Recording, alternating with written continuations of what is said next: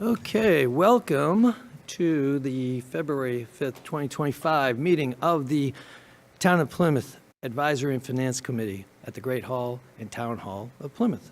We'll go right to the roll call and check in our members, and we'll start with Ms. Butler. I am here. Excellent. And we will go to Mr. Dunn. Here. Mr. Green. Here. Thank you. Mr. Howard. Here. Mr. Lally? Oh, that's right. He'll be joining us in progress. Mr. Lawler? Here. Thank you. Mr. Malaguti? Here. Ms. O'Connor? Here. Thank you. Mr. Pizarro? Here. Thank you. Ms. Richards? Here. Mr. Snyder? Present. Ms. Tompkins? Here. Thank you. And Mr. Trudell? Here. We have a full house. All right, great. Okay. That means the end of the meeting. So I have to say this. This meeting is being conducted in a hybrid format. Some of us here physically, others behind you on the Zoom call. This meeting will be airing on Comcast 9, Verizon 47, and or on PAC TV's YouTube channel, which can be viewed at pactv.org/stream. The ground rules here is any speaker giving public comment is allotted up to 5 minutes in which to speak. Public comment can be made at the beginning or the end of the meeting, or in regard to a particular article that we are discussing that our speaker would like to be heard on. Anybody who wishes to attend our meeting virtually may do so through Zoom using our meeting ID 995-2986-0638. And our meeting pass code is 100131. You may also access us through your telephone. We will not see your pretty face, but we will hear you, hopefully, and you can call in at 929-205-6099 and enter that same meeting code 995-2986-0638 and enter the meeting code 100131. So the views of the members of this committee are their own opinions and do not necessarily reflect the majority view of this committee. Having said that, is there anybody from the public who would like to start off with a public comment? I see a hand from Len Levin. Could you please state your name and your address? Hi, my name is Len Levin. I live at 58 Viridian in the Pine Hills. My comment tonight is about encouraging the committee to support the four articles, the first three articles that are before them tonight. For those who might not know who I am, I'm currently a member of the Community Preservation Committee, and I also was a member of the Charter Review Committee. These amendments address an issue that was part of an article at last fall's town meeting that did not pass. And I think it's very important that we take advantage of the change in, I don't want to say attitude, but the change in relationship between the school committee and the rest of the town government. If you paid much attention to the meeting, I forget, sorry, what date, when the school committee, A&F and select board, if you look at that meeting and you look at that meeting that occurred a year ago, I think it's obvious to anybody there was a marked difference in the tone and the effort of all three committees in moving this town forward and not worrying about what we did in the past and how we did it last year and it didn't work. You know, these are not simple things that need to be worked out, but until you start trying to do it, it will never happen. So I think it's important that we support these articles that I think are going to be presented by Kevin a little bit later in the meeting. And that's all I have to say. And thank you for your time. And thank you, Mr. Levin, for your insightful observation and all the work that you do on behalf of the town of Plymouth. Okay, so I have another member from the public. Please come to the podium and state your name and your address. Thank you, Mr. Chairman and members of the committee. For the record, my name is Dale Weber, and I'm residing in Precinct 3 at 20 Stafford Street. Thank you. In a perfect world, I would ask that I get a chance to speak to my comments after the petitioner of Article 21, but respecting your parliamentary procedure of the agenda item for now, is this where I would speak about my feelings in opposition to Article 21? Okay, so we're going to take up Article 21 after, we've got a little jumble of the order. We're going to do Article 24 first, and then we're going to go to Article 21, and then you would be an appropriate time for you to Thank you, speak. sir. You're very welcome. Okay, seeing and hearing no further public comment, we will go to the minutes of January 15th, 2025 meeting. Do we have, hopefully everybody read those. We had plenty of time. Ms. Richards, could you please make a motion to approve the January 15, 2025 minutes as is? So moved. Thank you. Mr. Snyder, would you care to second that motion? Seconded. Is there any discussion amongst the committee here? Hearing and seeing none, I will take a vote on whether you approve or reject the January 15, 2025 minutes. And Ms. Butler, how do you vote? Approve. Thank you. Mr. Dunn? Abstain. Thank you. Mr. Green? Yes. Mr. Howard? Yes. Mr. Lally, are you with us yet? No. Okay. Mr. Lawler? Yes. Mr. Malaguti? Yes. Ms. O'Connor? Yes. Mr. Pizarro? Yes. Ms. Richards? Yes. Mr. Snyder? Yes. Ms. Tompkins? Yes. And Mr. Trudell? Abstain. Okay, thank you. So we have 10 in favor, 0 opposed, and 2 abstentions. Thank you for that. Now, let's get down to work here. The annual town meeting article review, Article 24. Okay, you have the floor now.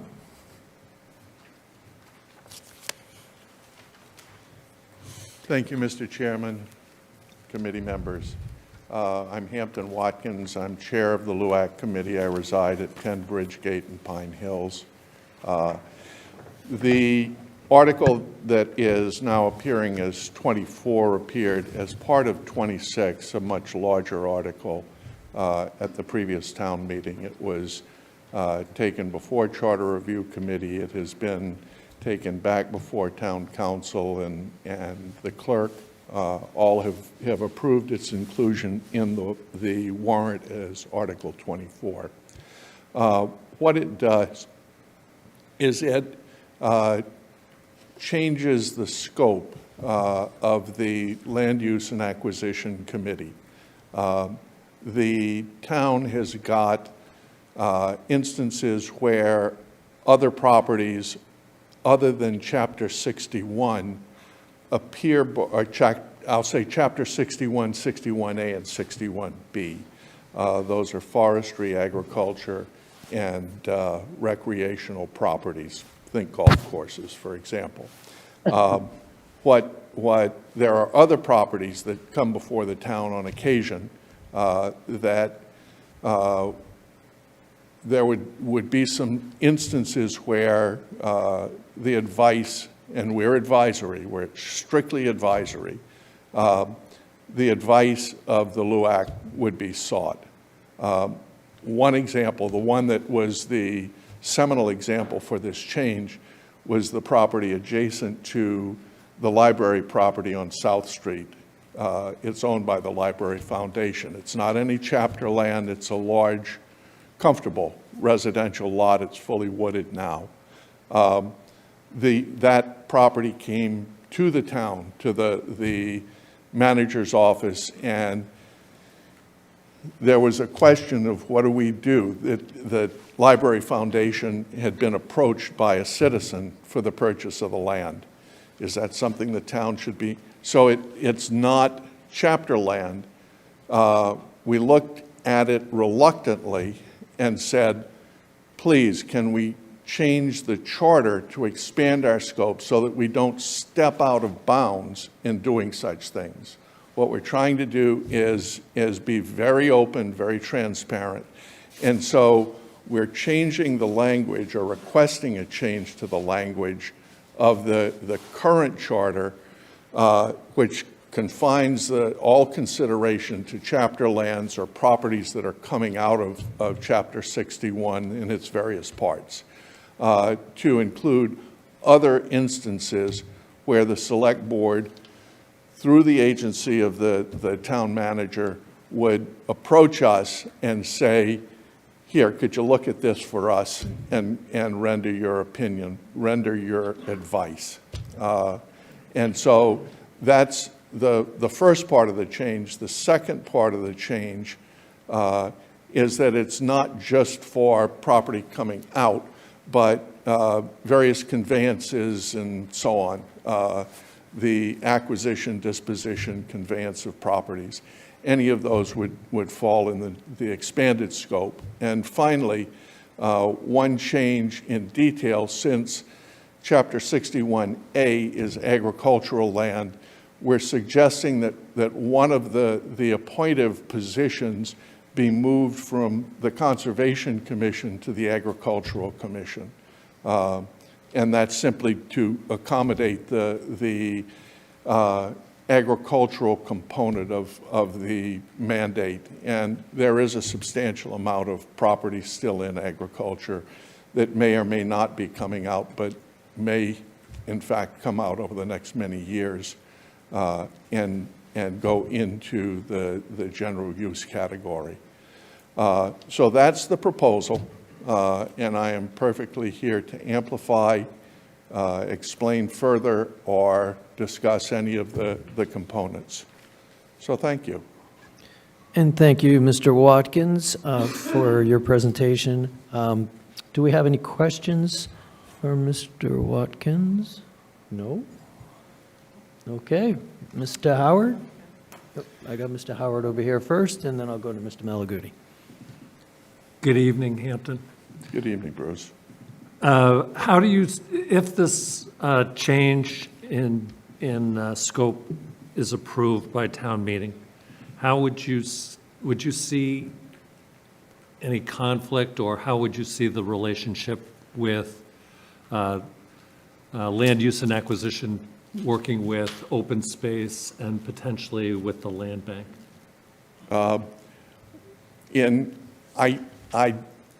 I hate to speculate about the land bank because that has got steps. So the thing is, it depends on a number of steps yet to come. One of the things, though, that has been included in the land bank proposal is that the Land Use and Acquisition Committee would become one of the appointing authorities of a member of the land bank. So that is one item that would provide some sort of link between the two. When it comes to, for example, open space, that is one of a number of possible subdivisions of the town that we might work with. The open space, in fact, is I am in regular conversation and communication with Stephanie Silva, the chair of the committee.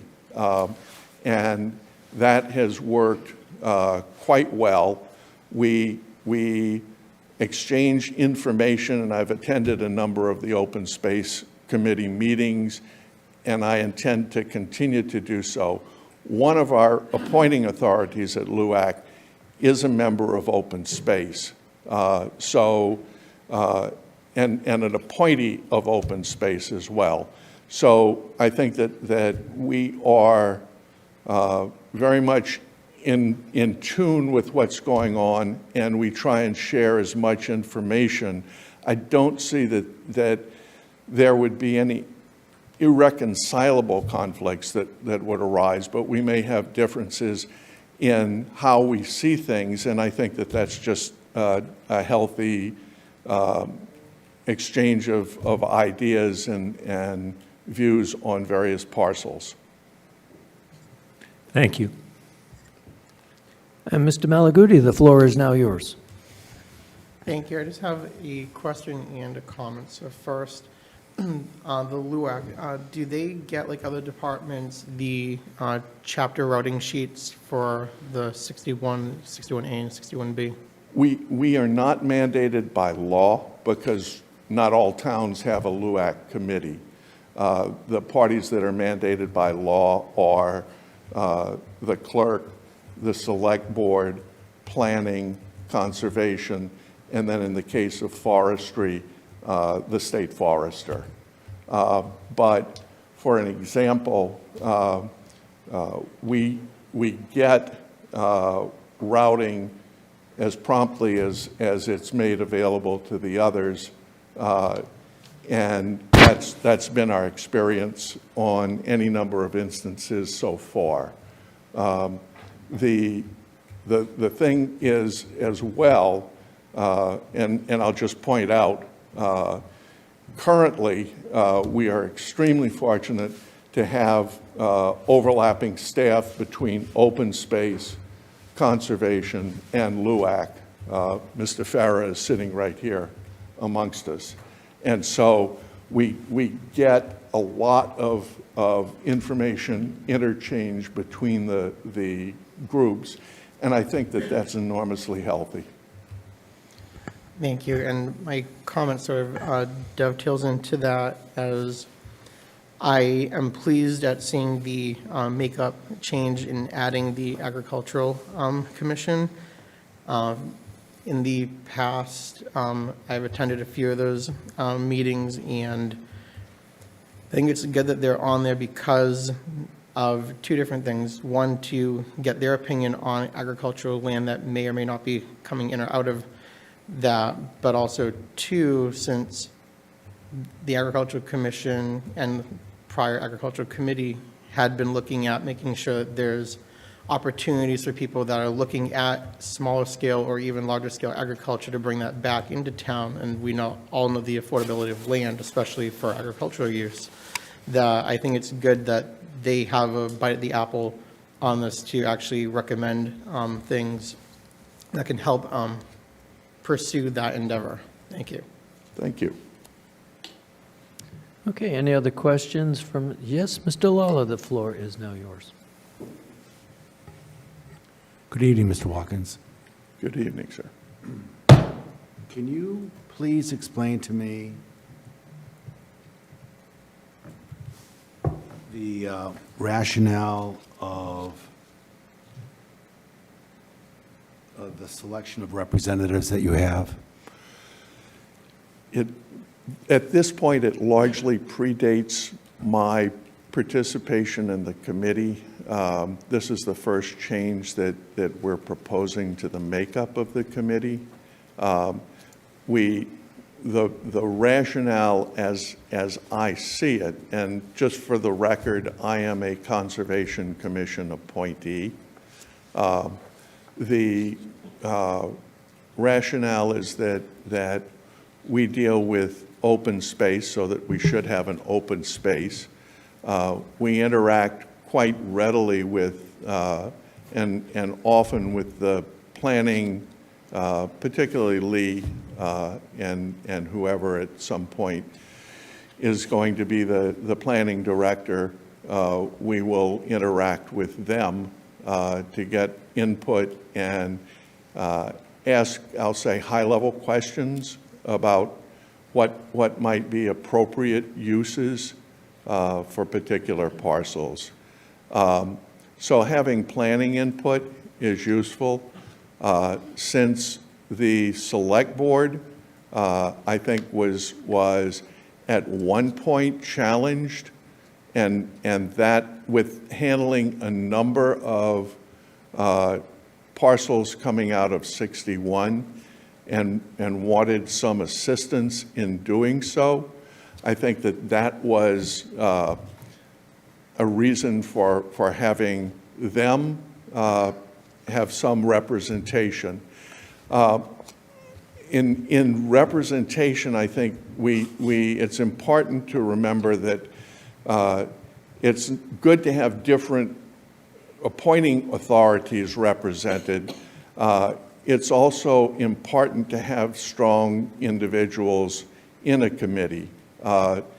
Currently, we have 2 attorneys, a professional title examiner with over 40 years of experience,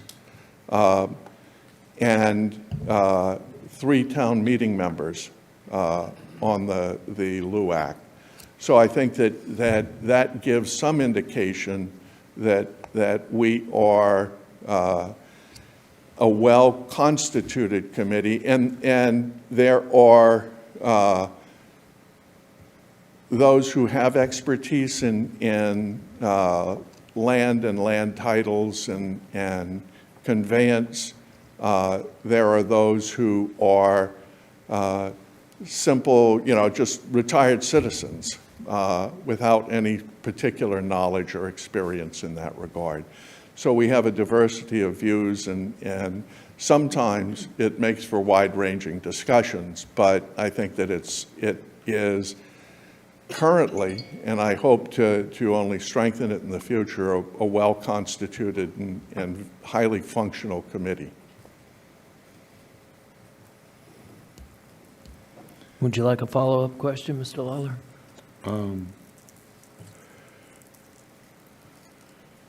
No, thank you. Thank you very much. Thank you. Okay. Any further questions for Mr. Watkins? Hearing and seeing none. Ms. Butler, would you care to make a motion to approve Article 24? I make a motion to approve Article 24. And Mr. Lawler, would you care to second that motion? I second that. Okay, Ms. Butler has made a motion. Mr. Lawler has seconded it. Any discussion amongst committee members on Article 24? Hearing and seeing none, we will take a vote. Ms. Butler, do you approve or reject Article 24? I approve. Thank you. Mr. Dunn? Yes. Mr. Green? Yes. Mr. Howard? Yes.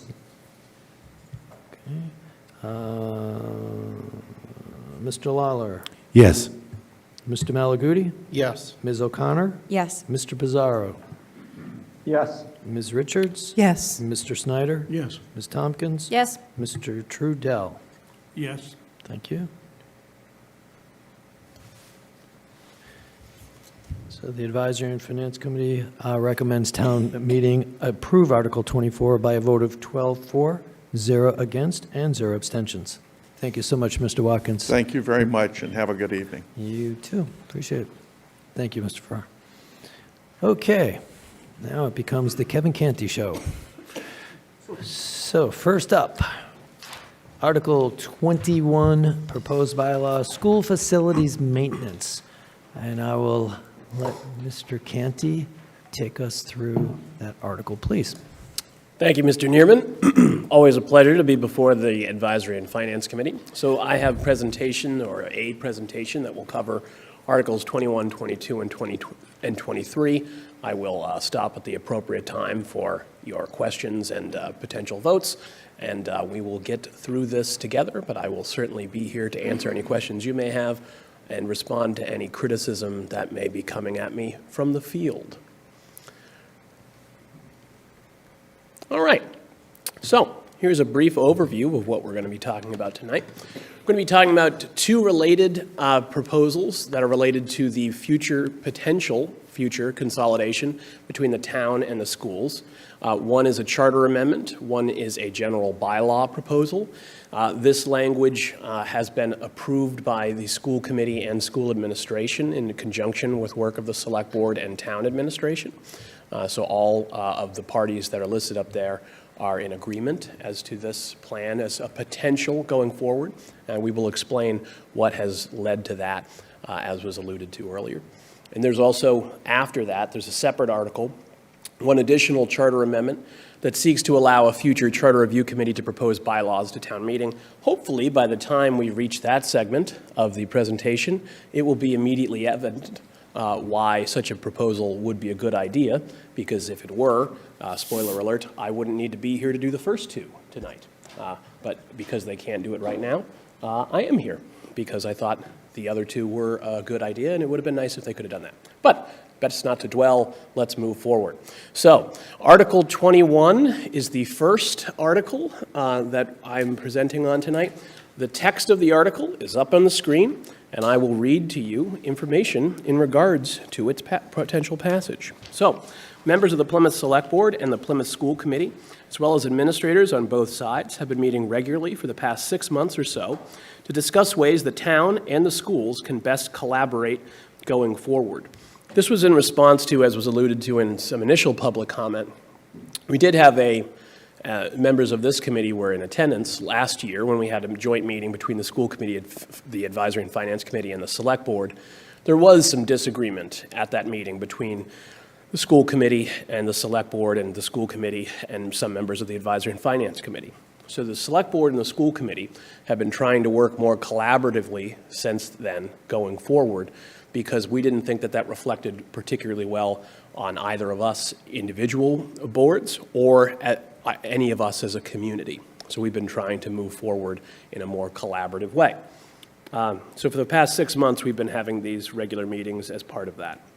Part of that conversation has involved examining the potential for ways to consolidate certain services that both the town and the schools currently provide. Ones that have been discussed in general terms, with no specifics in mind at the moment, are things like HR, IT, and facilities maintenance. Those are things that exist on the town side and on the school side of the ledger. There are no immediate plans for consolidation of specific services at this time, but the two sides have agreed to study the issue. Prior studies on the topic of consolidation have happened many years ago as part of attempted consolidation efforts that never came to fruition at those times. But given today's ever-changing world, we believe there may be new benefits to the town, schools, students, and residents if consolidation were to be explored again today. Any future consolidation efforts would involve collaborative planning between the select board, the school committee, and town and school administration. Further, any bargaining units, meaning unions in the town, that would be impacted by any proposed consolidation would also be involved in these negotiations, and it is not the intent of anyone that any employees would lose their jobs. Lastly, town meeting would have to approve any proposed consolidation before it took effect. That brings us to Article 21. Article 21 seeks to codify the current status of the town and school operations with no meaningful changes, but placing it in the town's general bylaws rather than in the town charter. Codifying the current status quo into the general bylaws will prevent any future proposed consolidation efforts from occurring without town meeting approval. But town meeting can change a general bylaw at any town meeting to reflect a desirable potential future consolidation agreement. It should be highlighted that this article is being presented to town meeting at the same time as Article 22. Article 22, which I will get into further detail later, would remove a specific clause in the town charter to allow for consolidation discussions to continue. Specifically, Article 22 would remove Section 4-3-2, subsection D, as in dog, which currently gives the schools sole superintendence over all school buildings and grounds. It is important to remove this clause now because, if approved at this or any other future town meeting, a charter change takes approximately 18 months to 2 years after that town meeting action to actually take effect, because the Massachusetts legislature needs to sign off on a charter change and the removal of a clause from the charter. The town and the schools are in agreement that it is better to remove this clause now whilst maintaining the status quo with the bylaw language presented in this article, while discussions continue so that any potential future agreement on consolidation does not have to wait a full 18 months to 2 years after an agreement is reached to take effect.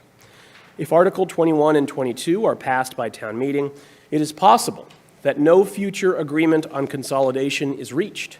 If that is the case, the current status quo will be forever maintained in the town's general bylaws. Further, if a future consolidation agreement is reached between the town and the schools, but town meeting is not in favor of the agreement that is reached, then town meeting could refuse to alter the general bylaws to reflect such agreement, and the status quo would still be maintained. Passage of Article 21 and 22 will give town meeting the final say on the potential for future consolidation of town and school services, rather than leaving that decision up to the Massachusetts legislature. Lastly, the town worked with the school committee and school administration to agree upon the text of this proposed general bylaw, and specifically defining what a facility is. You'll see that facilities is specifically defined, and you might ask, why is facilities defined but nothing else is defined? And the reason, talking to town council and talking to the schools, you'll see the school committee wanted the language that's in B1. The school committee shall have general charge and superintendence of all school buildings, school facilities, school vehicles, and school grounds, and shall furnish all school buildings and school facilities with proper fixtures, furniture, and equipment. Now you'll notice all school buildings, school facilities, school vehicles, and school grounds. So we were questioning, myself and town council, well, what is a school facility that is not a building, not a vehicle, not grounds, and not another piece of equipment? So that's why we came up with a definition. We asked, what are the specific types of facilities that the school has in mind that they want to have covered by this? So we put that in there. So a school building, without being defined, would be an active school property. But you might be wondering, what is a school facility? This is an exhaustive list of what a school facility would be, and anything else in the school's purview is covered by the language in its plain meaning of the text under Part B1. So that is my presentation as it stands presently, and I am available for questions. Thank you, Mr. Canty. And we do have some questions. Mr. Lawler, you can start us off. Good evening, Kevin. How you doing? I'm doing well, Tim. How are you? Good, good. So currently, if there were any consolidation, would it have to go to town meeting currently, the way we are right now? It would, because it's in the charter, and only town meeting or a charter commission could change the charter. So I guess, in theory, you could wait for a charter commission, which takes 2 years and would involve changing the form of government in a fundamental way, and I don't think there's an appetite for that in the near future. But as a practical matter, you would need to remove this the charter provision that we're going to talk about in more depth in Article 22, and then it would take, if we did that, say, this town meeting, which is what I'm proposing, it would take between 18 months and 2 years because it's a home rule petition. It goes up to Beacon Hill, and it has to be signed into law by passing both chambers of the House and signed into law by the governor. It takes about 18 months to 2 years to complete that circuit and come back to us. A general bylaw, if you pass a general bylaw at this town meeting, the town clerk has 30 days to send it to the Attorney General's office, and the Attorney General's office then has a subsequent 90 days to determine whether it's a valid bylaw. Generally, a bylaw is only struck down if you're trying to do like something fundamentally illegal or unconstitutional, like if you were trying to ban freedom of the press or something in your community. You can't do that with a general bylaw because it violates the Constitution. But, you know, this is obviously not that. This is about management of facilities, so there'd be no reason. But we would have to wait for the AG's review, but that would be the only thing we have to wait for. Great, thank you. You're welcome. Okay, Mr. Lally, I see your digital hand. The floor is now yours. Good evening. In your exhaustive list of what is facilities, I see lacking, maybe I missed it, was things such as utilities, infrastructures, streets, sidewalks. Also, these days I consider IT and telecom support to be part of the infrastructure of an institution and its facilities. So could you address that concern, please? Sure. So equipment would cover things like the IT type of infrastructure you're talking that are inside of a building. If you're talking about sidewalks, it would really depend on, if it's on school grounds, it would be covered by the grounds. If it's, sometimes the sidewalk obviously continues out from the school, and then it becomes the general purview of the town. It would be maintained on a town side by the DPW, although I don't think they're strictly stopping at their demarcation line. It's not North Korea and South Korea, but as a general rule, if it's on school grounds and it's a physical structure, like lighting is specified in there, other things would be covered by grounds, other than things that bleed into the general infrastructure of the town that would be covered by the town based on its location on town property. It may be late in the game, but I certainly would appreciate a specific reference to the things that are buried in the ground that you don't see. So, for example, sewer connections, water connections,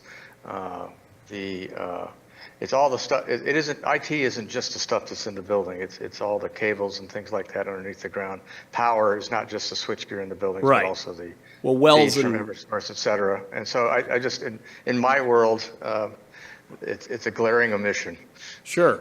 Well, I would point you to the third line of text that indicates wells and wastewater treatment infrastructure, which would include some of the things you are saying are glaringly omitted. Well, the definition just didn't resonate with me, so that's an observation. Thank you. You're welcome. Thank you, Mr. Lally. And Mr. Malaguti, the floor is now yours. Thank you. So looking at the definitions and control and responsibility. So the definition for school facilities is the press boxes, halftime facilities, and/or lighting fixtures or structures associated with them. And the control responsibility basically states school buildings, school facilities, school vehicles, and school grounds, and shall furnish all school buildings and school facilities with proper fixtures, furniture, and equipment. Right. So with the line proper fixtures, should there be the stricken out of the lighting fixtures in the definition above, since fixtures would also pertain to lighting fixtures? So I don't disagree with you that it is duplicative of what is in there already. So they're double covered, but they're still covered. And the schools wanted the lighting fixtures as part of their facilities. So we agreed. It doesn't overly complicate it because it's still in the same bylaw text and it's still under their purview. But some of the things, I would say even non-academic school buildings is a little duplicative because it's a school building. It doesn't matter if it's non-academic or not. But they felt that it was better to include that language in there. They were not concerned about things like IT infrastructure, lighting structures, electrical cables, which are owned by Eversource, or things of that nature. But what they were concerned about were these facilities if there was a gap there, so we filled that specific gap based on their requests. Okay, and the other question is, in the control responsibility you have for the school committee for school vehicles, but in the town's various departments and divisions, you don't have town vehicles in there for under their purview. Is there a reason why that was omitted from the definition? Because we don't anticipate that the schools are going to be coming to the DPW lot and yanking away our dump trucks. We just we were concerned about them, we wanted to make it clear that we were not looking to take anything from the schools unless and until an agreement is reached. So the town does and will continue to have general superintendents under state law and the general bylaws, and some things that are detailed in the charter as well, over things like the vehicles owned by, like the police department, the DPW, the fire department. We were not concerned about the schools looking to take on board any of those things. But what the schools were concerned about was they wanted to be engaged in and involved in any conversations about taking anything from their side of the line over to our side of the line in the future. Okay, thank you. The only reasons that I brought those up were similar to Mr. Lally, because I felt, in my opinion, that a couple of them were duplicative and there was a little bit of an omission in there, but thank you for clarifying. You're welcome. Yes. We were looking to make them happy but maintain the status quo ultimately, and this was the language that achieved that particular objective. So it doesn't present a change on the ground to how anything is operating presently. Okay, Mr. Malaguti, did you have further question? No further questions. Okay, thank you. Ms. Richards, you indicated an interest in a question. Yeah, I did, and I think it was just answered, so this basically just codifies what's already existing. Yes, the status quo that currently exists will be maintained by the passage of this general bylaw. It will just be enshrined in the general bylaw as opposed to that. It's really about taking what is in 22 out of the charter and putting that portion into the general bylaw, but we were anticipating, similar to Mr. Malaguti's questioning, well, if you don't mention anything about town departments and divisions, what happens with those? So we were not concerned about, as I said earlier, about them taking our stuff, but we did want to put something out there to make it clear, like, we're going to stay in our play box, they're going to stay in their play box. If we're ever going to start swapping toys, there's going to be a significant amount of debate between, and discussion and agreement between those two parties, the unions that are involved, as well as town meeting and the broader community. Understood. Thank you so much. You're welcome. So, Kevin, is the long-term goal to merge the two so that it's not them and us? Well, no. What we want to do is, as part of the collaborative efforts more broadly, are looking at things like the transportation system that the school has. Whether it makes more sense to have our own buses or to lease buses rather than be subject to contracts through third-party vendors. Members of this committee that are currently or have previously served on the school budget subcommittee will know that transportation takes up a huge part of their budget. And a lot of that is beholden to contracted services because they don't own those vehicles in that same way. Now, after doing a study based on the number of buses we may need, it may not make sense for the town to onboard all of those expenses. And it may make sense to, instead of contracting, it may make sense to lease them or do some other type of an arrangement or to slowly onboard a fleet of buses. But that is just one of the things that we're looking at. We're also looking at passing state legislation to try and get some reimbursement for the town because of the size of the geographical area that we have versus regional districts like your Silver Lakes, your Whitman-Hansons, your Bridgewater-Raynham that are smaller but regional and get more reimbursement. Another thing that we are looking at is this, the potential for consolidation in the future, not as a cost-saving measure initially, of course, but because there might be an opportunity for efficiency's sake. Because if you have, like right now, let's say IT, using round numbers, say there's 5 IT folks in town hall and there's 15 in the schools because they have more buildings and more tech needs in some regards. So there's 20 people's worth of work on both sides of the ledger. So if you brought them onto one side or the other, the work doesn't go away. The work still needs to be done. So you wouldn't be looking at getting rid of folks, laying people off, but you would be able to more easily flow those people back and forth to where demand is on a given time and a given day. Because obviously you're going to have more demand for IT in the schools in like September than you do like just before July 4th, right? Where maybe those people could be flexed into a different area. Over time, due to facilities, due to departments being combined over time, you may see some cost efficiencies and savings, but it's primarily for operational benefit. It also matters where it's couched in the budget because we have part of the overall collaborative agreement is we have a 61 to 39 revenue split agreement. When new revenue comes in, the town allots the schools 61% because that's their current share of the budget, and the town keeps 39% of new revenue and new growth for its purposes. And we're both going to live within those means.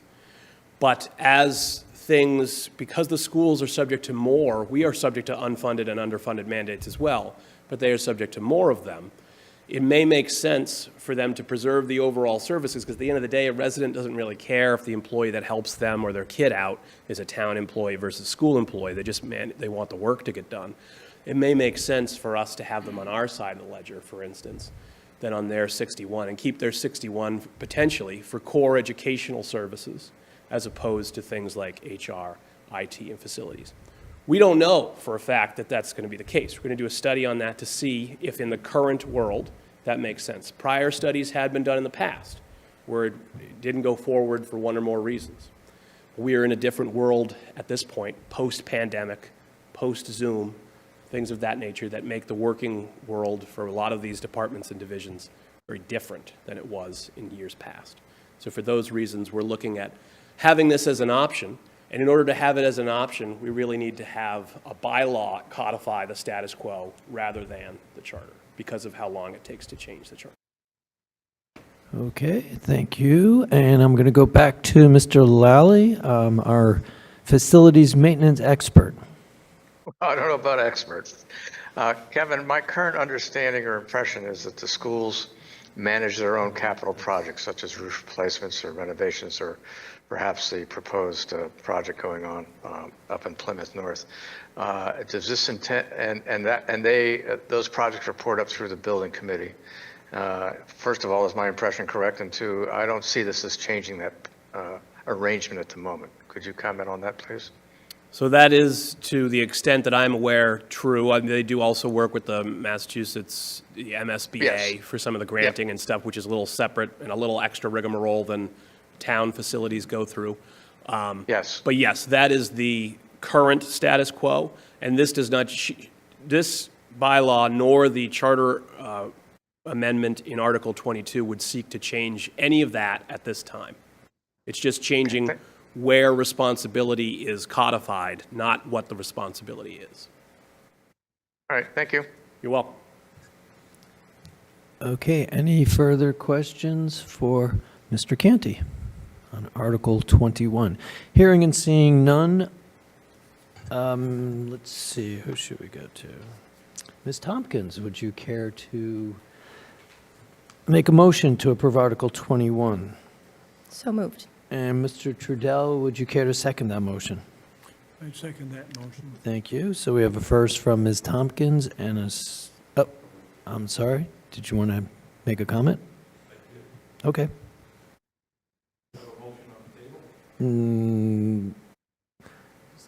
We're in discussion, but we will allow you to make a presentation.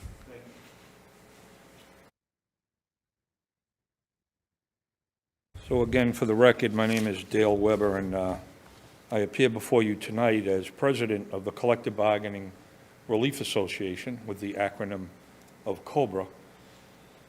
And my role there is an employee representative. So I'm talking to you tonight through the 300-plus members that I represent that are the boots on the ground in both the town and the school. In fact, our membership is split 50-50 between town employees, school employees, boots on the ground, the people that do the work, including 80-plus drivers for the school bus company that is currently performing school transportation. I did not hear any mention of that until a few minutes ago with Mr. Canty when he brought up the issue that this is tied to the potential of maybe buying school buses. I know that there is an initiative there, but that's a school initiative. It won't be a town initiative. My issue is, my opinion here tonight, since we're giving opinions, is this Article 21 bylaw is a thinly veiled attempt to streamline what we couldn't get through Article 21 of the October 19th annual town meeting, which tried to get this change done in the charter. So obviously, through Mr. Canty's own presentation, a bylaw would be easier to make changes that affect the people that I represent than a charter change would be. But the charter change failed, and it failed by a 2-to-1 vote at town meeting.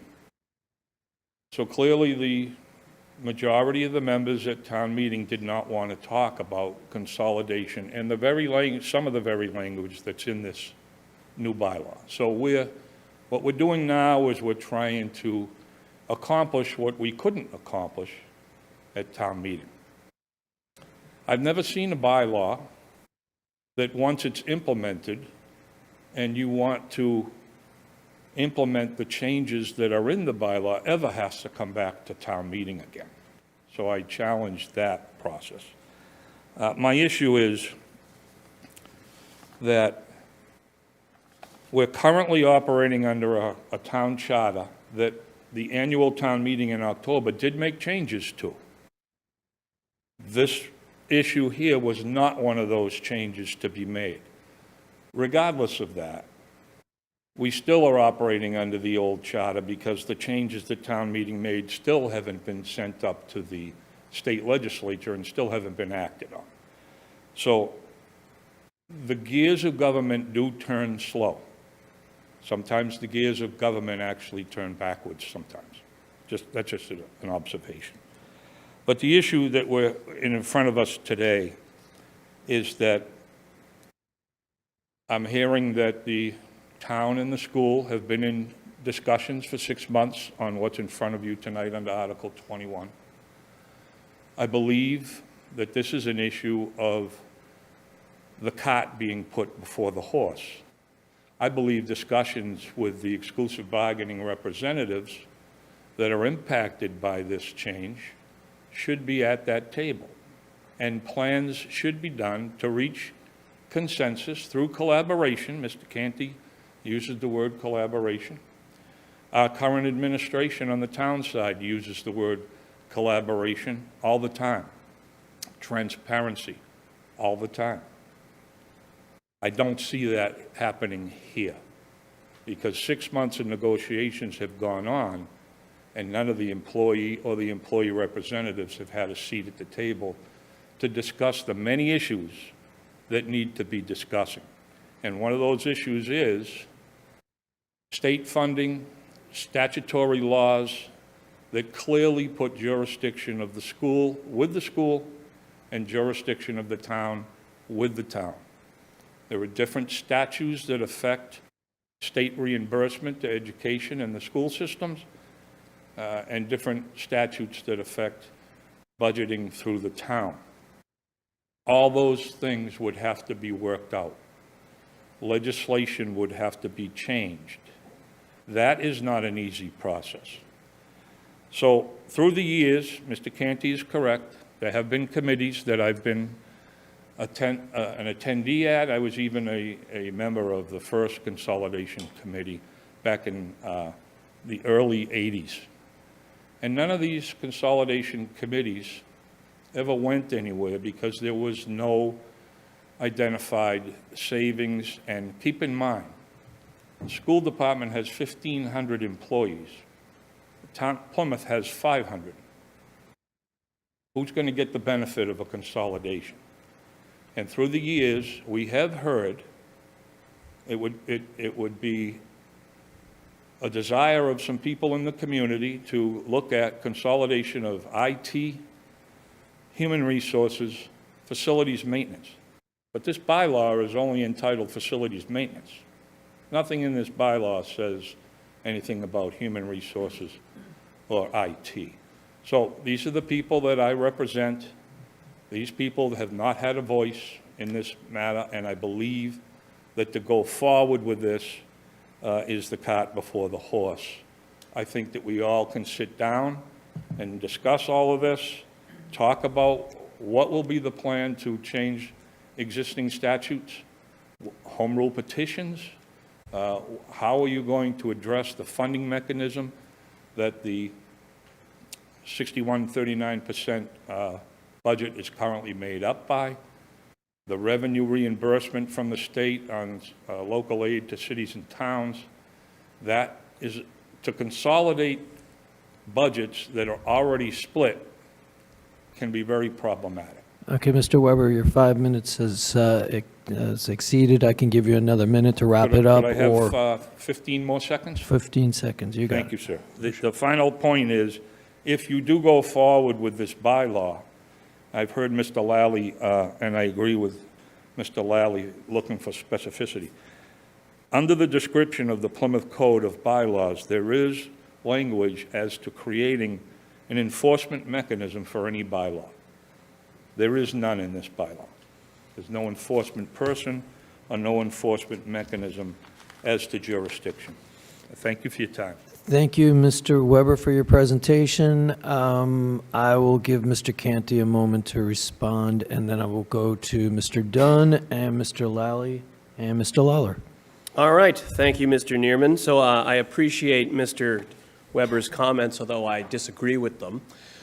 So a few things. First of all, Mr. Weber referenced a state statute. So I would point Mr. Weber to Massachusetts General Law, Chapter 71, Section 68, which clearly delineates that the school committee, unless the town otherwise directs, shall have general charge and superintendence over the schoolhouses, shall keep them in good order, goes into detail about that. So, under current state law, where if we didn't have it in the bylaws and we didn't have it in the charter, we could have a discussion about consolidation without having to do either Article 21 or Article 22. And we don't need to change a state statute at all in order to do that. And so no state statute needs to be changed. Further, as I said from the beginning, this does not change the status quo. That is why unions have not been involved in the process at this point, because we are not making any changes to their working conditions, their contracts, or any of that. If and when that ever becomes part of the process and part of the conversation in an active way, they would have to be involved in that process. If we did not involve them in that process for some reason, or a future select board or school committee did not, that would be a grievance, untold grievances, and other arbitration issues that we would be facing. So it is not something that could just happen spontaneously.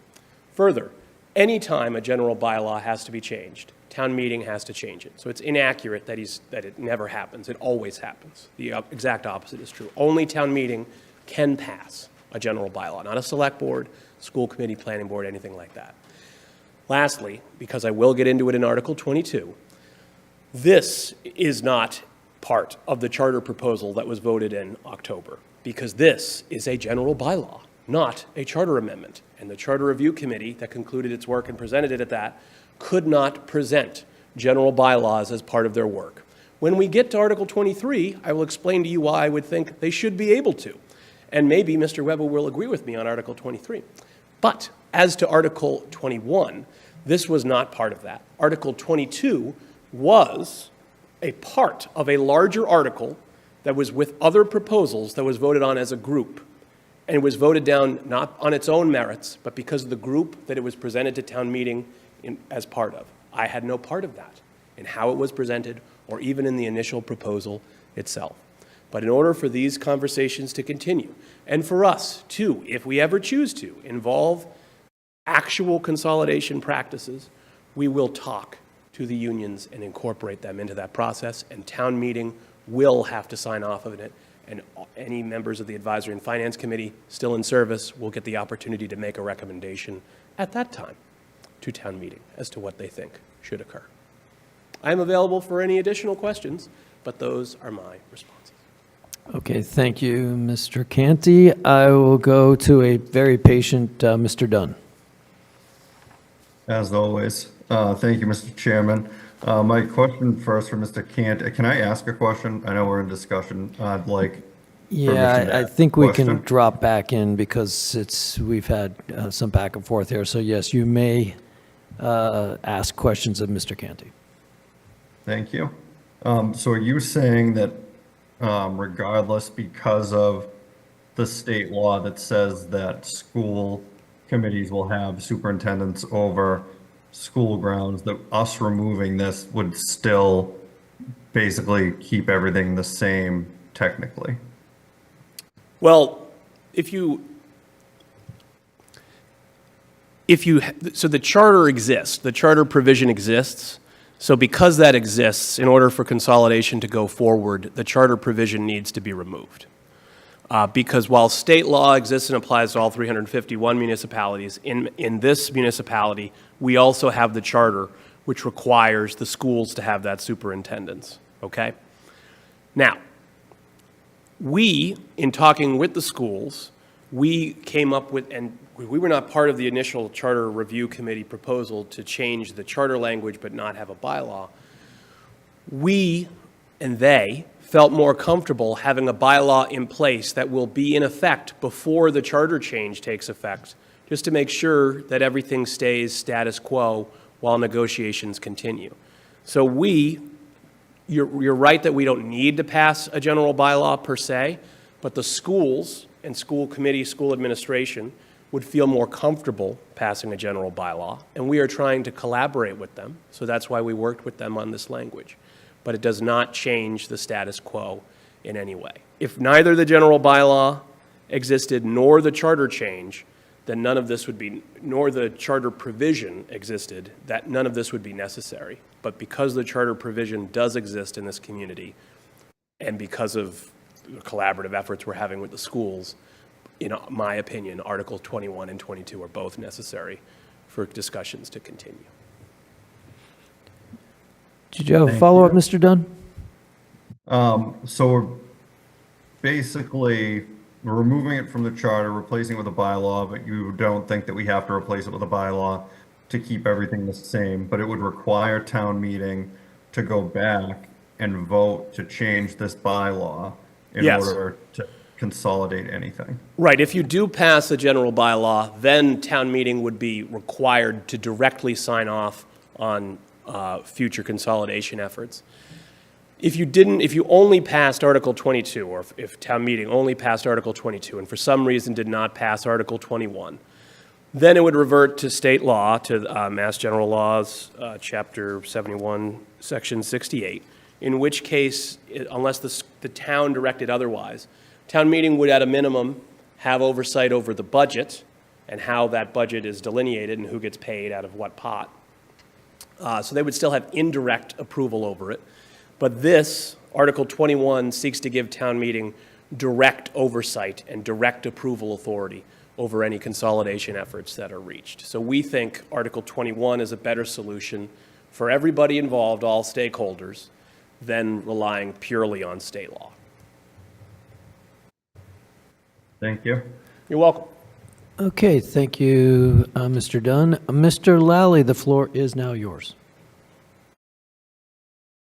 You're muted, Mr. Lally. Rookie mistake. Sorry.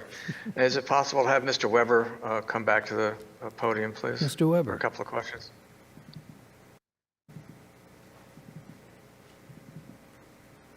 Yes, sir. All right. In your role as the representative for the bargaining unit, what are the fears or concerns that you're hearing, the underlying fears or concerns you're hearing about this bylaw? Is it loss of jobs, loss of bargaining power? I'm just trying to understand what the fears are from the CBO. Well, we have two separate collective bargaining agreements that represent town employees on one side. We have 4 collective bargaining agreements on the school side, and those would all need to be rewritten and amended to address this change that might happen through a bylaw. And again, I still disagree with Mr. Canty that once this bylaw is passed, I don't believe that a order to consolidate would have to go back to town meeting. I think that bylaws exist on their own merits. There's many bylaws that you never go back to town meeting on to take action. So I confess I have not read the CBAs for the two CBAs, but wouldn't, if I heard you correctly, wouldn't both CBAs require collective bargaining to iron out whatever changes might occur? Can you repeat the last part of that, where what would occur?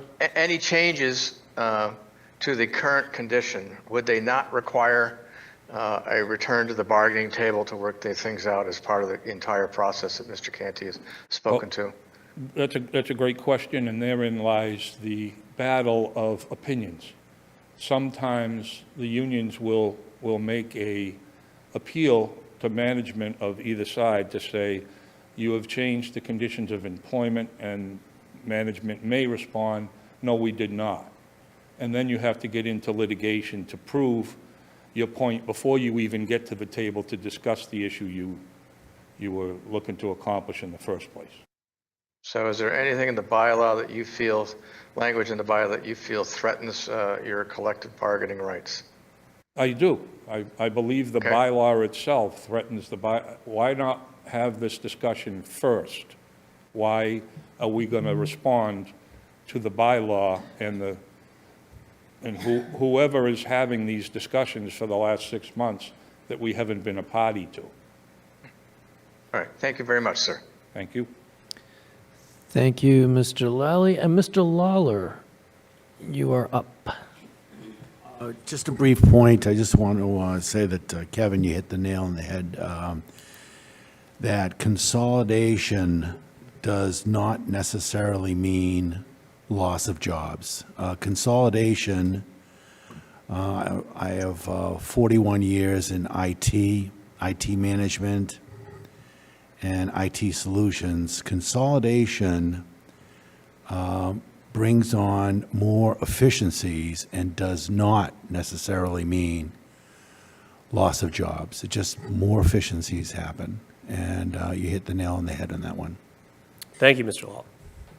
Thank you for that. And I'm going back to Mr. Dunn. The floor is yours. I think my question's for Mr. Weber. I'm just wondering what the mechanism would be for this to be changed back and for this to be consolidated if it wasn't a town meeting vote. So if town meeting passed a bylaw saying what the charter said before, are you saying that the town could just itself, without town meeting approval, say we're consolidating, even though there's a bylaw saying that they can't? Yes, that's what I'm implying. I'm implying that the bylaw does not have any enforcement mechanism to how it operates, and I believe that the intention here in the bylaw is to look at consolidation. So at some point, if the parties that are discussing this now decide to consolidate a certain function of the schools, it can be done under the authority of the bylaw. I don't see it anywhere written that it has to go back to town meeting, nor do I see that practice happen in the past with local bylaws. The bylaws have an enforcement mechanism or an enforcement agent, whether it be the police department, the town manager, or a department head, and they are the enforcement mechanism of the bylaw. And Mr. Canty comments on Chapter 71, which is, you know, that's good. It's the school's authority. The school gets the authority under Chapter 71. The town gets its authority under Chapter 90.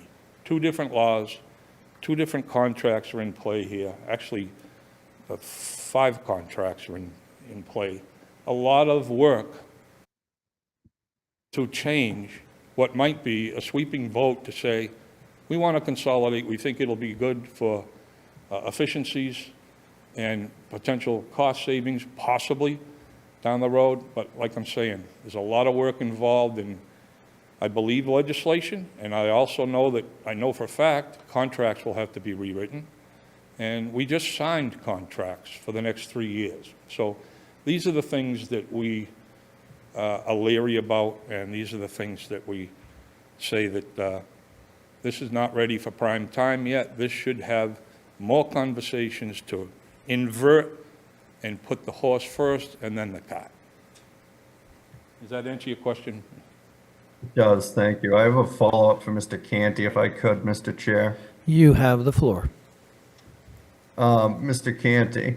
Yes. Is there any consideration to adding language that this would have to go back to town meeting?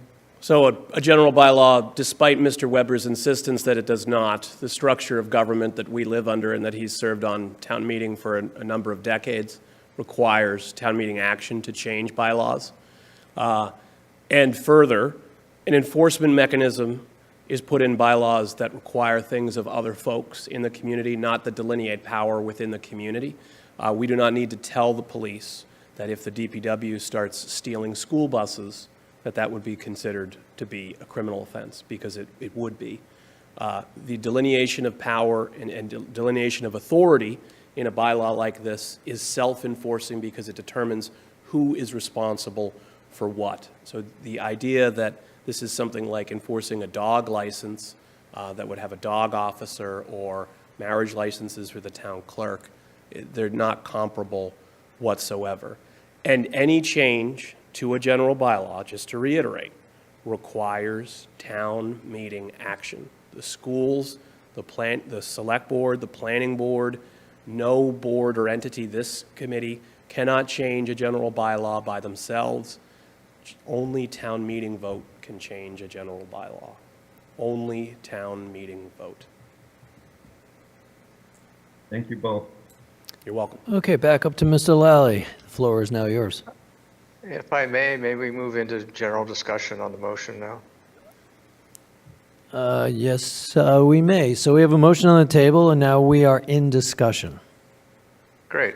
I support this. I think there are enough protections in place for the collective bargaining units involved. I think there's always opportunity for out of at least examining this process, and usually the impact is more at the administrative level than it is at the people who are, as Mr. Weber says, feet on the street.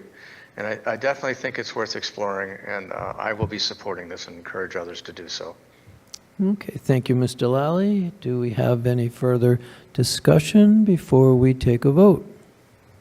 Hearing and seeing none. We are currently voting on Article 21. And Ms. Butler, what is your vote? I vote yes. And Mr. Dunn? Yes. Mr. Green? Yes. Mr. Howard? Yes. And Mr. Lally? Yes? And Mr. Lawler? Yes. Mr. Malaguti? Yes. Ms. O'Connor? Yes. And Mr. Pizarro? Yes. Ms. Richards? Yes. Mr. Snyder? Yes.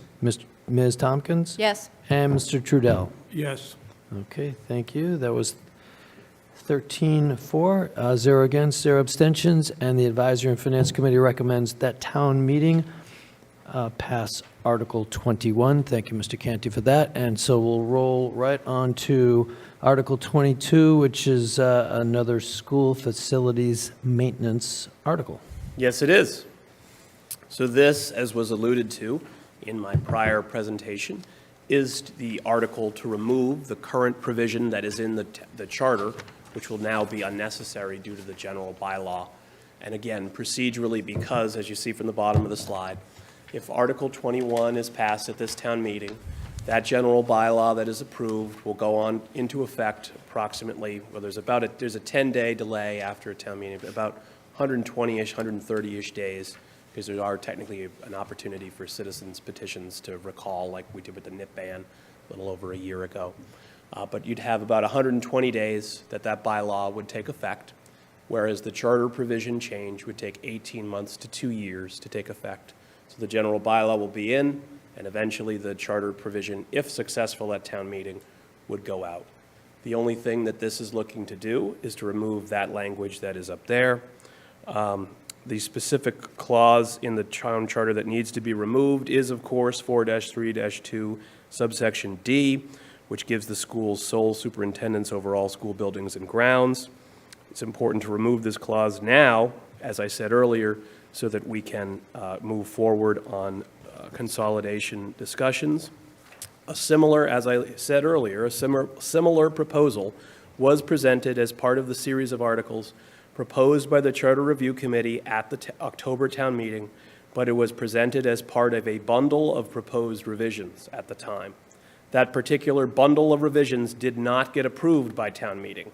So this section of the charter that this section is in was not altered by any action that took place at the October town meeting.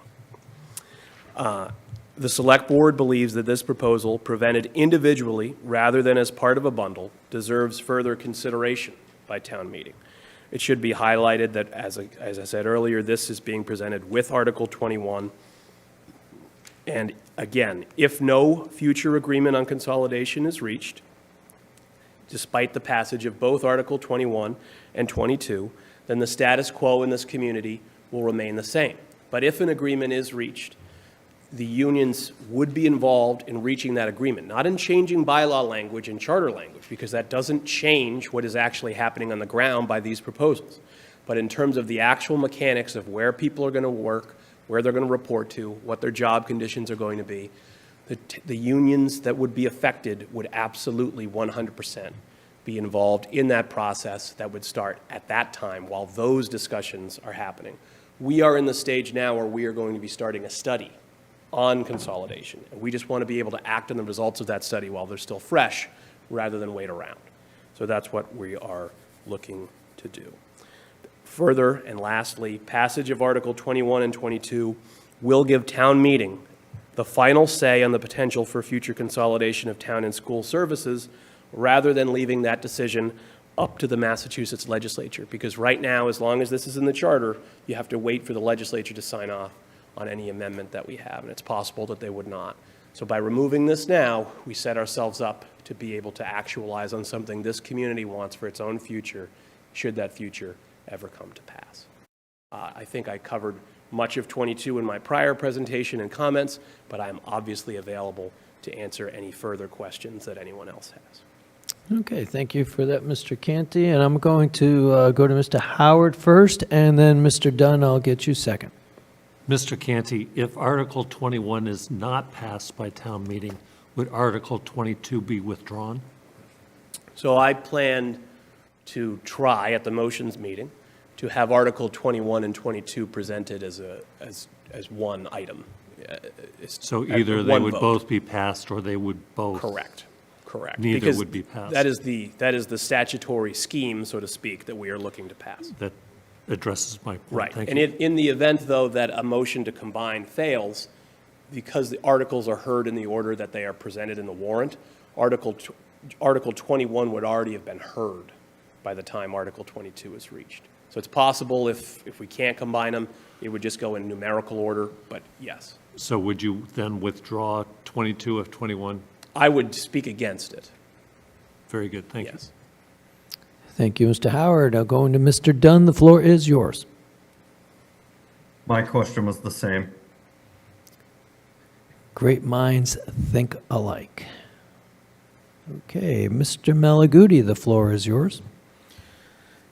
Thank you. So if Article 21 and Article 22 both fail, obviously it Yes. would revert back to what we already currently have. Correct. So my question is, since there was awful lot of time and due diligence to figure out definitions of school facilities, which is basically lacking in the current charter amendment definition, would there be looking at in the next iteration of the charter proposal, whether it gets removed or not, defining what a school facility would be, since that's sort of a little bit of an oversight from the original charter? Well, I think you could see that in an article, if Article 23 passes and a future charter review committee wants to take that up. The select board is acting on this particular charter amendment in relation to the discussions we're having with the schools right now about setting the stage for potential consolidation if we believe that's in the community's interest. But again, that it remains an open question. But we don't see a need, if 21 and 22 did not pass, we don't see a value in further defining the facilities under the charter and keeping it in the charter, because there's no real threat that the town right now is trying to take over a school facility, if that makes sense. It's just about, if we are removing this from the charter, they wanted to see the bylaw that we were working on expanded, but it would be kind of an unnecessary effort to, if 21 and 22 pass, to then amend the remaining language in the charter to further define what they still would have control over, if that makes sense. Yes, thank you. You're welcome. Thank you, Mr. Malaguti. Any other questions for Mr. Canty? Hearing and seeing none. Mr. Pizarro, would you care to make a motion to approve Article 22? So moved. And Ms. O'Connor, would you like to second that motion? Seconded. We have a first from Mr. Pizarro, a second from Ms. O'Connor to approve Article 22. Is there any discussion amongst the committee? Seeing and hearing none, We will go to the vote. Ms. Butler, how do you vote on Article 22? Yes. Thank you. Mr. Dunn? Yes. Mr. Green?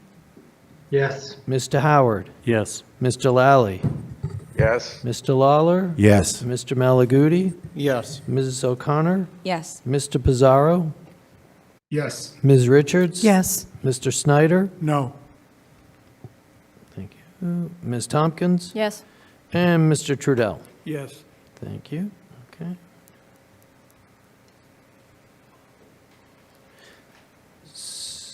Oh, did I get that right?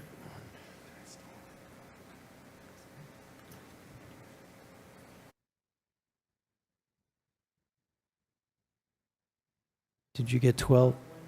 Yeah, 12-1-0. So the Advisory and Finance Committee, by a vote of 12-4, 1 against, and 0 abstentions, recommends town meeting pass Article 22.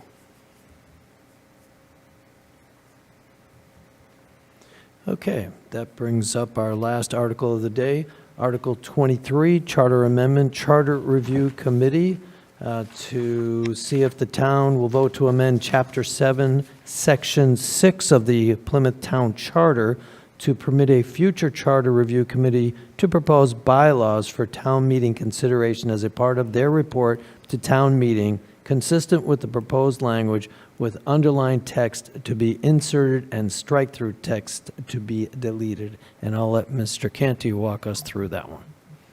Thank you, Mr. Dearman. So Article 23 seeks to, in Section 7-6-1, add the text that I have put in bold on that particular slide that is up there. Specifically, this article seeks to permit future charter review committees to propose new general bylaws to town meeting at the same time as any proposed charter changes that they propose to town meeting. Plymouth's town charter contains many clauses and provisions that some believe would be better codified in the general bylaws. Town meeting members can change the general bylaws themselves at any town meeting, while a charter change that town meeting is in favor of requires additional approval by the Massachusetts legislature and takes 18 months to 2 years in order to take effect. Giving a charter review committee the ability to propose general bylaws does not guarantee such bylaws would be approved by town meeting. Any future proposed general bylaws that a charter review committee presents to town meeting would be evaluated by town meeting and assessed on their merits, just like any proposed charter changes are. But if a future charter review committee believed one or more provisions of the charter would be better situated in the general bylaws, then approval of Article 23 would seek to permit that charter review committee to propose general bylaw language that would replace the charter provision they seek to alter, so that both the charter revision and bylaw language could be assessed by town meeting at the same time. It should be noted that only town meeting can approve changes to the general bylaws, despite the beliefs of some, not the select board, not the school committee, not the planning board, not any other division of town government or school government. Only town meeting can change this. Okay, thank you, Mr. Canty. Do we have any questions? Ms. Richards, the floor is yours. Would these bylaw recommendations or proposals still come before FinCom? They would, like any town meeting article, in order to be heard, they would need to, if they did not for some reason, then it would require an affirmative vote of town meeting for them even to hear them. So it would behoove them to come before FinCom. But yes, it would be intended that they would be presented at the same time concurrently throughout the process. Thank you. And it would also prevent a future select board member from having to do what I just did with Articles 21 and 22, for example. We don't want that again. You certainly wouldn't. Think of the time you'd save.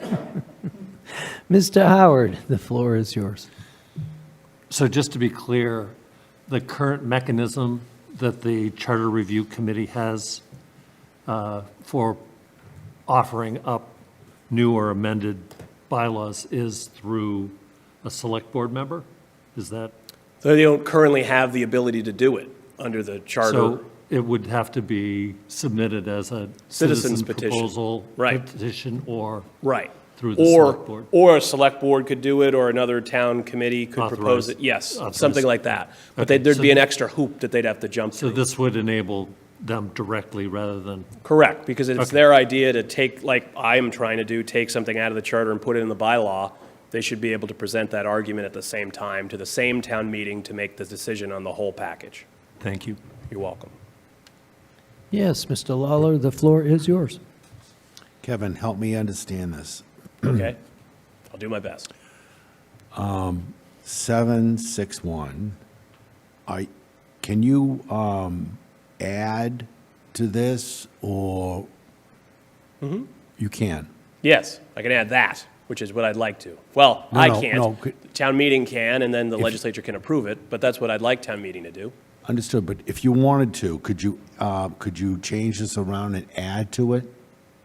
At this point, you Yeah. mean like to the article that I'm presenting? Yeah.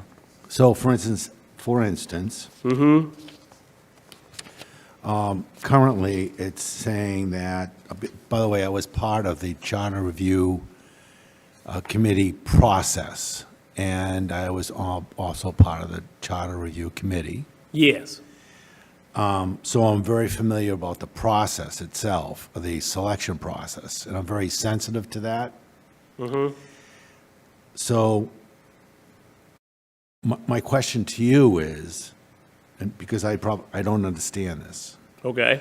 is that the committee will be appointed by a special committee, and it's the moderator, will be the chairman, a select board member, and a member of the PCP. COPC, but yes. COPC, I'm sorry. Yes. Could that be changed? Because my suggestion is that instead of 3 people, I think that there should be 5 people there on that board, Okay. selection board, and the people that should be on that board, or the people representing should be on that board, should be the select board, the planning board, school committee, moderator, and COPC. And what it does, it gives a little bit more diversity to that group, first of all. It gives certainly more representation of quote-unquote elected officials.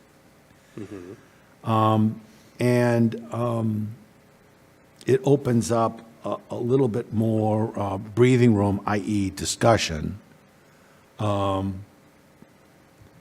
off, quote, open meeting laws. But I remember that during the process, Kev, the people that were on that selection committee were critical amongst themselves that there were only 3 people on that committee. So I'm just suggesting that, and I think that it would be worth your while just to look at it, Okay. that there'd be 5 people on that selection committee rather than 3. Okay. Well, so as currently put in the warrant, the language, and it's in your packet, includes this specific provision being the only addition, edit, or subtraction from 7-6-1. You would have to get a ruling of the moderator whether a motion to amend with the fact that it's embedded in the warrant is specified as that, and whether modifying that committee from 3 to 5, as you've talked about, or some other variant of that, would be within the scope of what the citizens were aware of in the warrant. The objective of this proposal has nothing to do with the constitution of the appointment committee, just for what the committee that is eventually appointed can ultimately do. So I don't believe at this stage that you could do what you're looking to do, but perhaps you could get a ruling from the moderator that is different from that. But that would be my position on that, is that because it's in the warrant, with this being the only change, and that's what people are being made aware of, I don't think, in my opinion, we could change that language at this point in the game. Okay, so it would have to be on town meeting floor. Potentially, or It could happen, it could happen at a subsequent town meeting. You know, you could do a citizen's petition to change it later if you want to. I don't know how many times I want to touch the charter, but I'm looking to do these 3 changes, 2 to the charter, 1 to a bylaw. But if there was an appetite for that and it couldn't happen at this town meeting, you could do it at a future town meeting. Okay. We're not going to, a charter review committee, as it says at the beginning, happens once every 5 years, so there'd still be time. Okay. Thank you. You're welcome. Yeah, 4 more years. Right. 4 glorious years. Too much time. Okay, any other questions from, yes, Mr. Malaguti, the floor is now yours. Thank you. So for the ability to propose new or amended general bylaws, so earlier we heard an amended general bylaw that could have been proposed. Could you give us a possibility of what a new bylaw could be that's pertinent to charter provisions? Sure. So like there are some parts of the charter that read like an HR manual that talk about some of the departments in the town, but not all of the departments in the town. So if people want sort of that security blanket of having it codified somewhere that the finance department does finance things, the DPW does public work things, but we didn't want to have it in the charter, because what if we, as things evolve, what if we want to have the DPW do some different things? You could put that in the bylaw. Take it out of the charter, put it in the bylaw. Status quo stays the same, but you'd, in the future, be able to have, if we ever have flying cars, the DPW could maintain the infrastructure for that, whatever that looks like. I don't think we're getting flying cars, but who knows? But something like that could happen. Or there are some other provisions in the charter that have been proposed in the past. Anything that you think is in, because the charter is supposed to be the constitution of the town.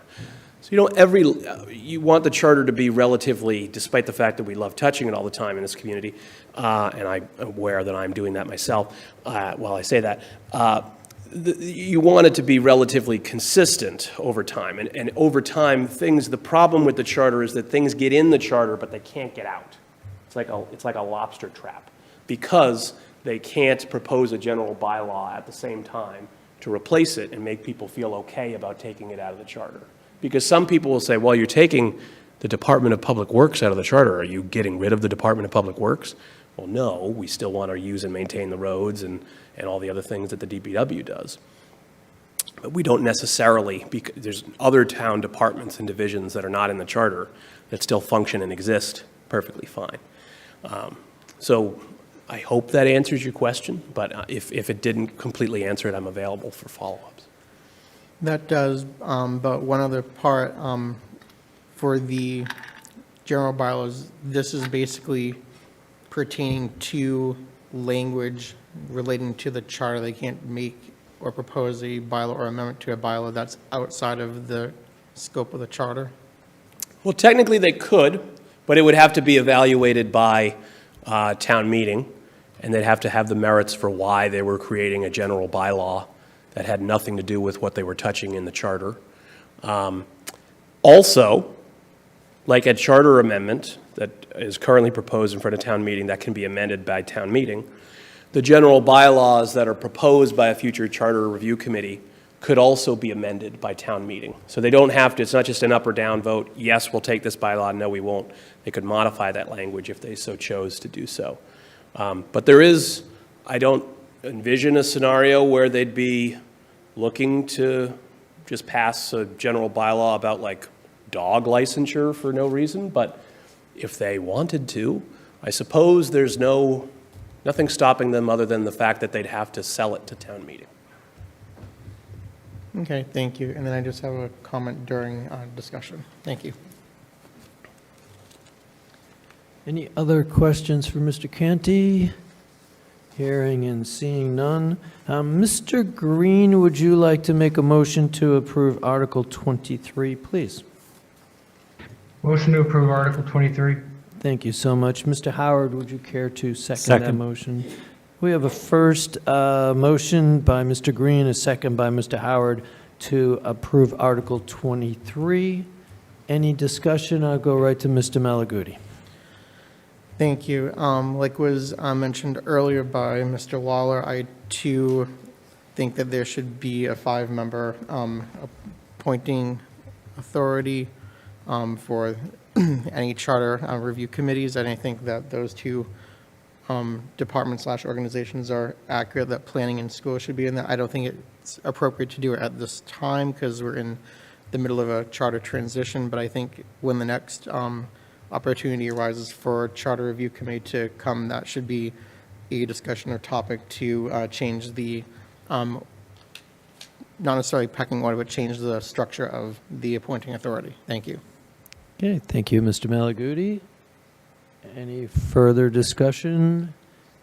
Ms. Richards, the floor is yours. I'm just going to put this out there. I mean, do you think changing this, making this charter amendment now before changing the makeup of that committee makes sense?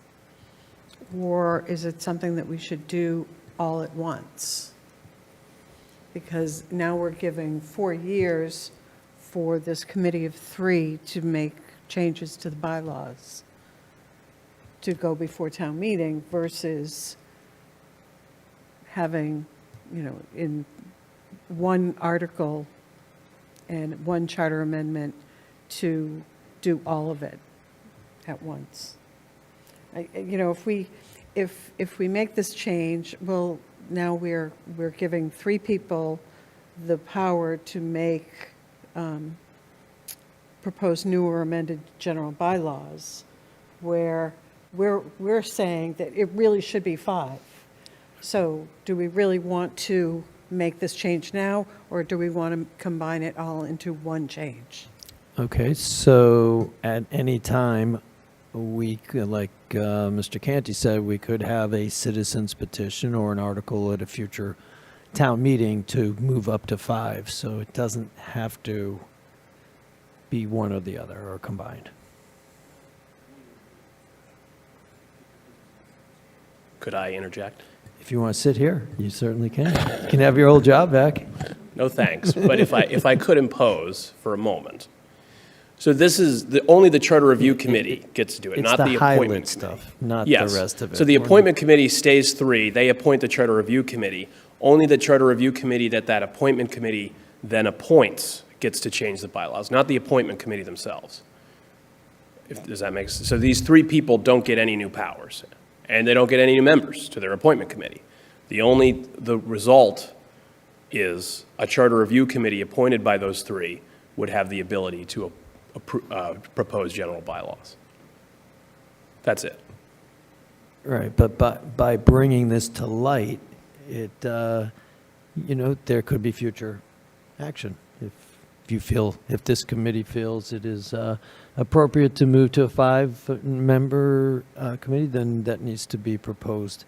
But I would not do it for this spring town meeting, because we can't change that. We're only voting. This article only pertains to what's highlighted. So noted. Okay. Any other discussion? Nope. Hearing and seeing none, we will go to the vote. And Ms. Butler, how do you vote on Article 23? Yes. Mr. Dunn? Yes. Mr. Green? Yes. Mr. Howard? Yes. Mr. Lally? Yes? Mr. Lawler? Yes. Mr. Malaguti? Yes. Ms. O'Connor? Yes. Mr. Pizarro? Yes.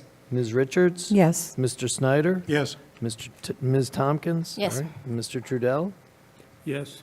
And it is unanimous, 13 in favor, 0 against, and 0 abstentions.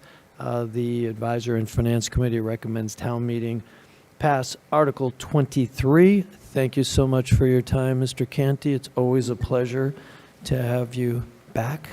Thank you. It's always a pleasure to be here. Okay, so that concludes the business that we have. Is there any old, new, or other business? I'll just mention our next meeting is the 12th, Wednesday at 7 o'clock, and we have 3 articles. They're all citizens petitions on the docket. So I do believe Ms. White has sent the packet to us to get rolling, so we have a week.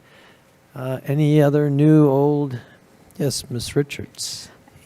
I didn't bring this up before the articles because I didn't want to skew things, but I did speak with somebody with the DPW on Monday afternoon with regard to, we had a 2-hour delay for the schools. And this person who works for DPW also does sanding and salting. And he had been up all night, sanding and salting. And I said, okay, so why the 2-hour delay? Slacker. But he said, yes, I was joking with him. And he said the roads were done, the schools weren't. He said he drove by all the schools, and the schools weren't done, all the roads were done. So I think that kind of goes to the idea of, perhaps combining some of the facilities and just some of the work, especially in a situation like that, so that we can get our kids to school on time. So Okay, I'm just going to put that out there. Thank you for that.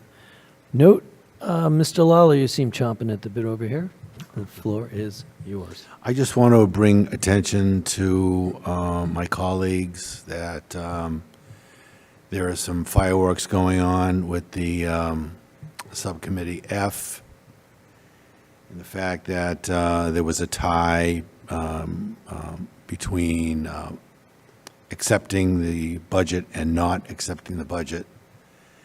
And I really want to say thank you to the whole subcommittee for participating and doing the work. And it looks like we're moving in the right direction, and more to come. Okay. Thank you for updating us on that, and I think we will have a resolution. Mr. Malaguti, the floor is yours. Thank you. Earlier in the budgeting process, earlier in the town meeting review process, we had one article that we asked for clarification on. I think it was the utility easement for the school. It was the Eversource. And did we get the we're still clarifications? waiting to get everybody at the same meeting. We have not. The town council is working with Eversource to obtain that information, and if we don't, then it may have to be postponed. They haven't. So then it supplied would anything. be like we had for, Yes, it is. It's because I have laryngitis. so then it would be like has been done in the past, it'd just be a no motion, no action if we don't get the information in time, or? Well, we still have a couple more weeks because we have to review the special items, so we may have to postpone it in our process. Okay. And I'll wait until legal gets back and makes a recommendation. Okay, thank you. Okay. Thank you. And Ms. Tompkins, good to hear from you today. Thank you.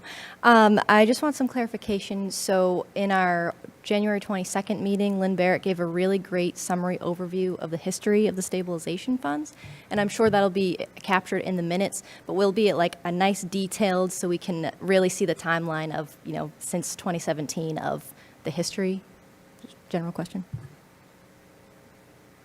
Okay, so was that a question or? I comment? took notes on it, but if I just want to have nice firm in writing, like what that more recent history is. Okay, so will we be getting that in the minutes?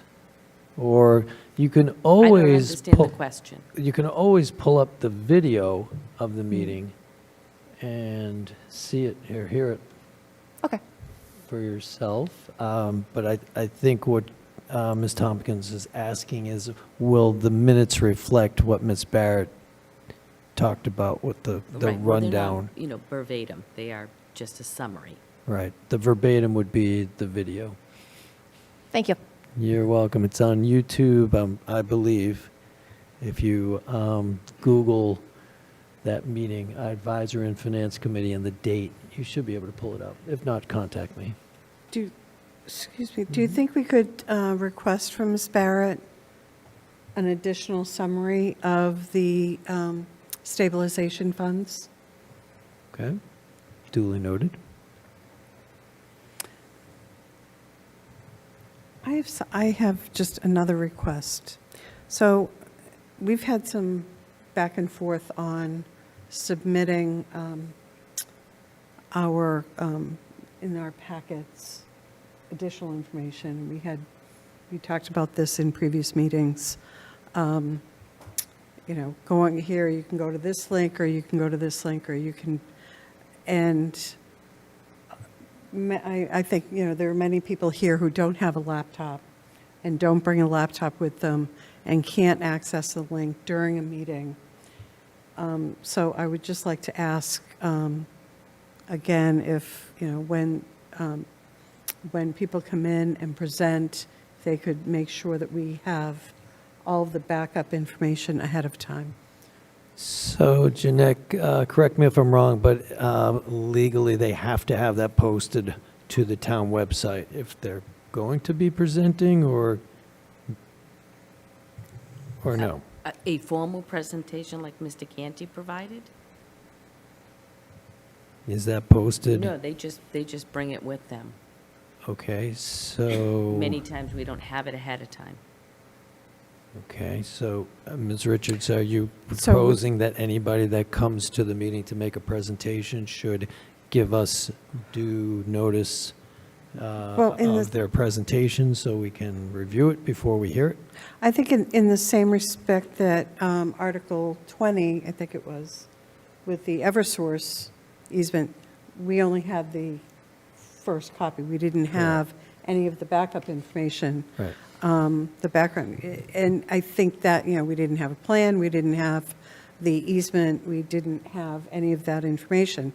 And even if that information exists, if we're pointed to it either in the middle of presentation to a website, there are many of us that don't have access to a laptop. We're looking, some people are looking it up on their phone, and that's really not a way for us to conduct our business. Okay, I think... Unless the town is willing to issue everybody a laptop or an iPad during our meetings. I think the Eversource situation was kind of unusual. We usually get source information, and the fact that it's taking a while to get somebody here is quite unusual. Right, no, but had it not been requested, we could have just Well, I don't think the fact that we can't get somebody here in this amount of time, I don't think we would have been able to request once we got the packet and saw that there was something missing. I don't think it would have changed the complexion of that meeting. The Select Board has a policy on article submissions with the warrant. If it's not there at the time that I'm doing the packet, it's supposed to be there and submitted when they submit their warrant language. And if it's not there, then the committee can also just do no action. That's what we did. Perfect, thank you. Fortunately, most people that come before us for articles submits enough information for us to at least whet our appetites, if you will. Okay, Mr. Lawler. I want to add to what Ms. Richards was talking about. Last week, I was utilizing both my iPad and my phone for information on Lynn's presentation. And I know Jeanette tries to get out stuff as quickly as possible, but I was really seriously going between iPad and iPhone, and I had a little bit of hard copy too. And I thought last week was very confusing, going back and forth. And all I'm suggesting is that when someone starts to, or has a presentation, that they get all the information to Jeanette, all of it, so that she can send it directly out to us, consolidated, so that we can take a look at it. And beforehand, especially beforehand, because I think some of that information that Lynn had sent out was within 2 days, and it was tough. So it's just an observation. True, and I would reiterate that I think we should break up that, the CIC to a few meetings. It's 50 projects is way, way too much for us to even just sit through one meeting. And I think if we separate it out, and I don't know, from a procedural standpoint, Mr. Canty and I can have an meeting discussion about whether that's a suitable way of tackling that, but it's not going to get our full attention. It's going to be confusing and very incomplete. And I think we all walked away feeling less than, we didn't do the best job that we could have because of the time constraints and just the volume of information. So there's got to be a better way of presenting that, and we should definitely talk about that before next year's, or the fall town meeting. But thank you for bringing that up again. Mr. Lally, the floor is yours. So, speaking of the CIC presentation, one of the things you may want to consider doing is breaking it up into categories such as equipment, perhaps IT, and also then facilities-related stuff, if you do have that conversation with Mr. Caney. Yeah, we See. thought about that, but we also thought about doing it by category of schools and public works, and that way we have that one person come in and go, departments go through their particular thing. That way we don't have to have everybody come in for that meeting and then not even talk with them. We had a lot of people on the Zoom, we had a lot of people here, and they were here, we had no issues with them, and you know, in the interest of not wasting people's precious time, there is a better way of doing this. We just need to figure that out. Okay, any further discussion? Okay, well, any public comment? I don't see any public left. I think we scared them all away at this point. And we just go to adjournment. So do I have a motion to adjourn? Let's, Mr. Malaguti, let's get you involved. Can you move to adjourn this meeting? Motion to adjourn. And Mr. Dunn, would you please second that motion to adjourn? Second. Great. We have a first from Mr. Malaguti, a second from Mr. Dunn. Any discussion about adjourning? Hearing and seeing none, which is a great surprise. Ms. Butler, how do you vote? I vote to leave. Okay. Mr. Dunn? Yes. Mr. Green? Yes. Mr. Howard? Yes. Mr. Lally? Yes. Mr. Lawler? Yes. Mr. Malaguti? Yes. Ms. O'Connor? Yes. Mr. Pizarro? Yes. Ms. Richards? Yes. Mr. Snyder? Yes. Ms. Tompkins? Yes. Mr. Trudell? Yes. And it is unanimous, 13 say we shall adjourn, 0 against, 0 abstentions, and at 8:53 PM, we are adjourned.